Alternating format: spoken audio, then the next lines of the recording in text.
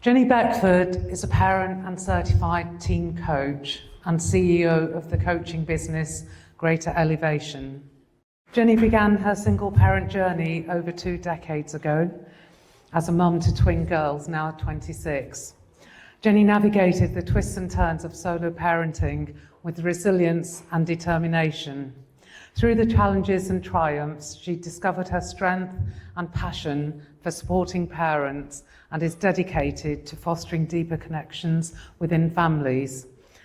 Embracing self-compassion has been a game changer in her single parenting journey. Thank you, Jenny. Thank you. I'd just like to say thank you to Aruna for giving me the opportunity to speak at this amazing event. And you know, it's just been amazing to connect with you and finally meet you. So welcome everybody. How you doing, everybody? Right. Let's have some more energy. Hi everyone. Lovely, fantastic, fantastic. So give me like a bit of a signal because I've got a tendency to talk a bit, yeah? So just look at me or give me the eye or 5 minutes, all right? Okay, so my name is Jenny Beckford and I'm a single mum of twin daughters who are now aged 26. So I'm just going to give you a backstory of where I've come from and how I've come to do what I'm doing today in terms of supporting other parents as well as teenagers. So I became a parent at the age of 22. So I met the twins' dad, I think it was about 19 at the time, so very young. You know, when you're 19, I think a few of us can testify that we all think we got it together and we know what we're doing. And it was my first ever boyfriend. And when I look at my daughters when they were 19 and thought about when I was 19, I think to myself, actually, you didn't really know much. And why were you having a boyfriend at that age? Much to that point. But anyway, that's the past. So anyway, I met their dad. He was my first boyfriend, intimate boyfriend. And we got it into our heads that we want to have children. Now, I'm still at home, he's still at home. Like, what are we doing here? You know, going to college and everything like that. And then at the age of 22, I became pregnant. Before I had my daughters, I kept saying to the dad, I don't know how we're going to manage. Anyway, fast forward to that, I come from a single parent background. My mum's amazing, but I didn't want that for my children. But then when my daughters became 6, I was about 30 at the time, I became a single parent. And this was on the cards because that dad, he was just acting like he was single. He'd go out at night, not come back to the next morning. Responsibilities like paying for the childcare, right, the nursery fees are due, I'll see what I can do. Literally, I was working full time, he was working, but I was, you know, at that time I was paying the rent, I was doing everything. And there were things like my daughters on a Saturday would go to a dance company called Italia Conte, very expensive at the time, but I wanted the best for them. So I said, oh, let's go halves in paying for them to go to dance school. Oh, that's a load of rubbish. He was from the Caribbean, from Dominique. He said, you know, they should just be at home cleaning the house. They don't need to be doing anything like that. I said, right, that's okay. I'll use my money. Now, there were times when I didn't even have the money and they kept saying, you know, Miss Beckford, you know, your fees are due. But I'd always sort it out. And it came to the point when they were in nursery. And when I asked him for the fees and he said, he'll get back to me. And the nursery, I came to the nursery and they said, we should be sending them home because your fees are due, but we're going to just let them go. All right. So they attended nursery and that was fine. Then after that, I put them into an after school club. So I got a job and I went back to work when they were about 5 months old. And I was very persistent that I was not going to because I'm a mother, I'm not going to let that stop in my way of me going back to work. So I remember this one time, I was waiting for my money to come in from my income from my job. And I said, oh, I've only got 1 more day. We didn't really have much food in the house, right? And I was like, I'm going to ask the dad for money. So he was in America at the time. I emailed him and said, you know, we need some money. I remember he'd started a new relationship and had a child. And I said to him, imagine you're going to have another child and you can't even look after the 2 that you got here. Because I was actually doing everything then. Literally when it was school dinners, paying their parent pay, you know, the top-up card. Sometimes he'd top up the money. Sometimes he wouldn't, the dinners. So I'd get a call from school, Mum, Dad hasn't topped up the card again. I haven't got no money. There's no money in the card. And I would literally come into the end of my money. And there were times when I used to send the girls to school with packed lunches. Because there were times when they get letters home to say, like, look, they'll have to have packed lunches until you can pay. And that time, I didn't have much money. So I was making out fun, you know, bring your chicken and rice to school, you know, it's fine. They're like, oh yeah, bring what you want. But deep down inside, they're like, what is this life for me now? So I remember there was an occasion where I rang him and I'd messaged him and said to him, look, could you just give me some money because I'm getting paid tomorrow and we just need a little bit of food in the house. And he said, well, no, because you made that remark about me having a child, so you can just get on with it. So I was going to call my mum, but I felt bad. I was going to call my brothers, sisters, I felt bad. So I remember going over to the chicken shop over the road, and this is something I've never done. And I went over to the chicken shop, and I had money just enough for the girls to have a meal, and I was with one of them.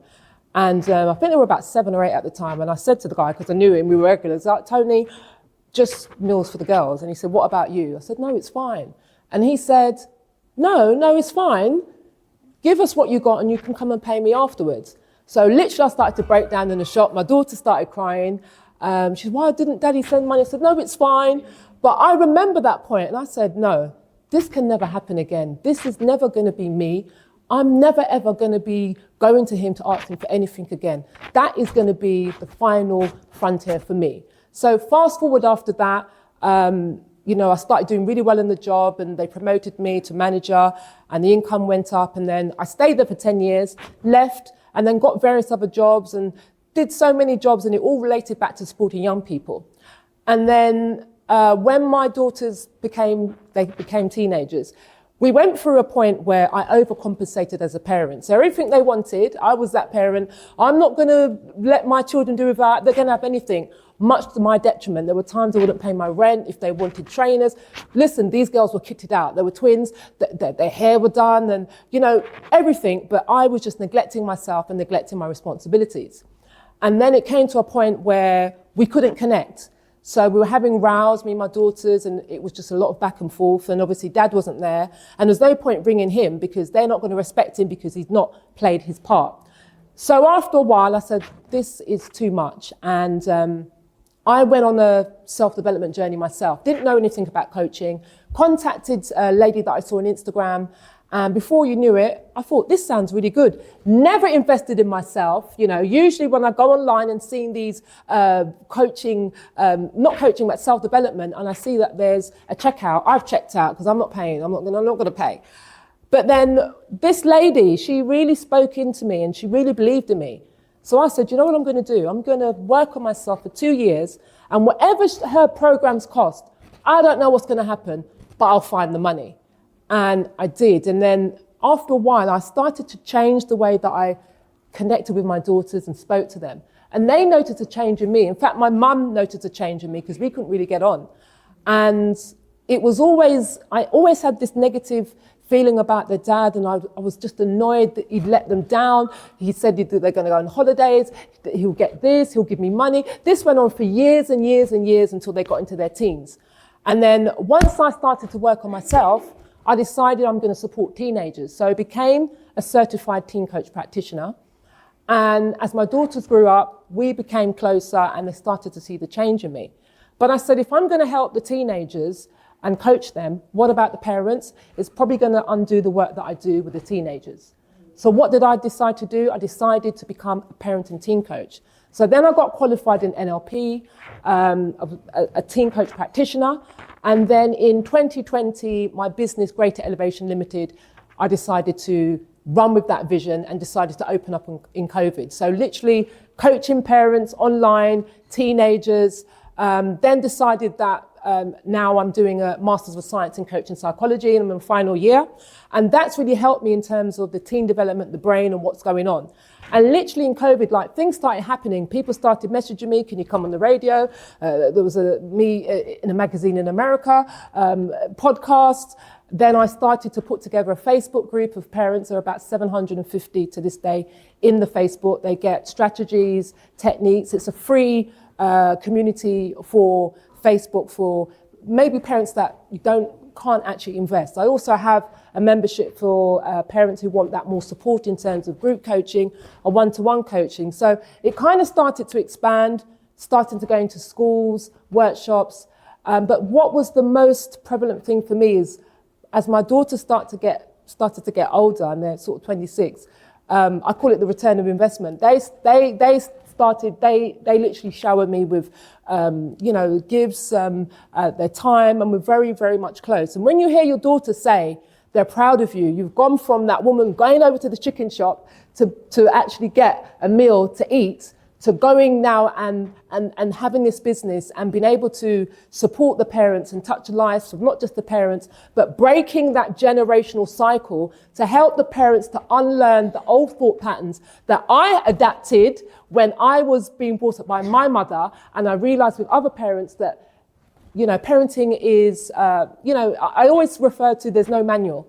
All right, it's like cooking a meal for the first time. You're either going to burn it, you're either undercook it, or it's going to come out great. All right, and then you're probably going to say, cooking's not for me. I'll get a chef. I'll get a cookbook. But then with parenting, a lot of us tend to do, and I did it. I've had enough. I'm not a good mum. I'm a failure. I can't do this anymore. And there's not a choice when it comes to that, because if you're not going to raise them, who's going to do it? All right. So I always say to parents that you need intervention. Intervention is self-care. And don't be afraid. Tips I would give is self-care. Doesn't mean self-care has to be expensive. It could be just dancing. Like me, I love a little bit of music. I get up and dance when I'm having a bit of sort of a down day. Affirmations, accountability in terms of get yourself in a community. Yeah? If you want a community, there's other parents on the journey from all around the world. Come and see me. I'm at the back there. You can come in. It's a free group. All right? But one thing I would say is that being a single parent, you shouldn't let your past define your future. And as I stand up here, it's been painful in terms of challenging, scraping pennies together and having to think about, can I afford for them to go on a trip because it's twins? One can't go and the other can't go. And it got to a point sometimes when I used to think to myself, how am I ever going to get through this? But now I'm getting through it. They're 26. They're self-sufficient. One's a primary school teacher, one's a recruitment manager, and they're doing fine, and I'm doing fine. So I just want to say to you, you being a parent, as I said, you are strong, you are a warrior, no matter what you're going through. Don't blame yourself, because sometimes when we're parenting, we are just maybe adapting to and using what we've been taught as young people like myself. My mum, she's from Jamaican background. And back in those days, children should be seen and not heard, right? But I tried it with my daughters and that didn't really go too well. Hence why I do what I do. All right? So thank you so much. Thank you.